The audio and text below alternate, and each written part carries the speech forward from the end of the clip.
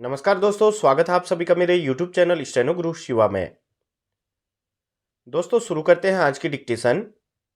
गति लेखन अभ्यास संख्या 4। गति 80 शब्द प्रति मिनट। स्टार्ट। लोक अदालतों की महत्ता पर प्रकाश डालते हुए सुप्रीम कोर्ट के प्रधान न्यायाधीश ने यह कहकर आम आदमी की पीड़ा को आवाज दी कि लोग न्याय प्रक्रिया से इतने त्रस्त हो गए हैं कि समझौता करना पसंद करते हैं। निसंदेह उन्होंने सच्चाई बताई, लेकिन सच की स्वीकारोक्ति मात्र से समस्या का समाधान नहीं होता। प्रश्न यह है कि न्यायपालिका और विशेष रूप से सुप्रीम कोर्ट इसके लिए क्या करने जा रहा है, जिससे लोग न्याय प्रक्रिया से हताश निराश होकर समझौता करने के लिए बाध्य न हो। दुर्भाग्य से यह प्रश्न दशकों से अनुत्तरित है। ऐसा इसलिए है क्योंकि न्याय प्रक्रिया को सरल और सुगम बनाने के लिए आवश्यक कदम नहीं उठाए गए।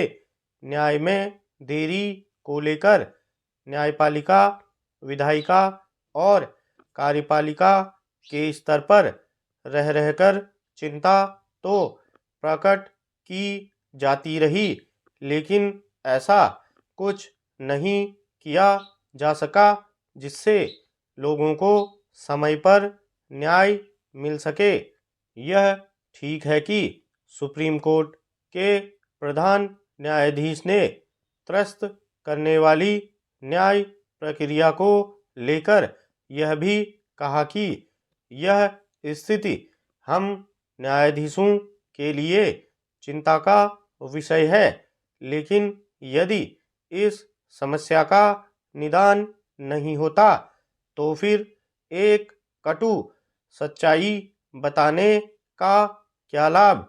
इसकी अनदेखी नहीं की जानी चाहिए कि केवल निचली अदालतों और उच्च न्यायालयों में ही मामले लंबित नहीं हैं, सुप्रीम कोर्ट में भी मामले लंबित हैं। सुप्रीम कोर्ट में लंबित मामलों की संख्या लगभग 80,000 है। उच्च न्यायालयों में इनकी संख्या 62 लाख के करीब है और निचली अदालतों में करीब 4.5 करोड़। इसका अर्थ है कि लगभग 5 करोड़ लोग न्याय के लिए प्रतीक्षारत हैं। इनमें से अनेक मामले ऐसे हैं जो दशकों से लंबित हैं। स्वयं सुप्रीम कोर्ट में दशकों पुराने कई मामले लंबित हैं। इससे इनकार नहीं कि अपने देश में आबादी के अनुपात में न्यायालयों और न्यायाधीशों की पर्याप्त संख्या नहीं है और यह संख्या बढ़ाने की आवश्यकता है। लेकिन यदि अदालतों में तारीख पर तारीख का सिलसिला कायम रहता है तो उनकी संख्या बढ़ाने से भी कोई लाभ मिलने वाला नहीं।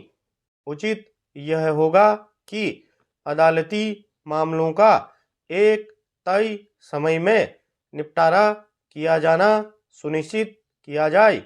यदि निचली अदालतें तय समय में किसी मामले का निपटारा कर दें तो उच्चतर अदालतें भी एक निश्चित समय में उस पर अपना फैसला दें। इसके अलावा यह भी आवश्यक है कि सरकारें मुकदमेबाजी से बाज आएं, क्योंकि सबसे बड़ी मुकदमेबाज तो वे खुद हैं। यह सही है कि 3 नए आपराधिक कानूनों पर अमल से यह आशा जगी है कि मुकदमों की सुनवाई द्रुत गति से होगी, लेकिन देखना यह है कि ऐसा हो पाता है या नहीं। स्टॉप।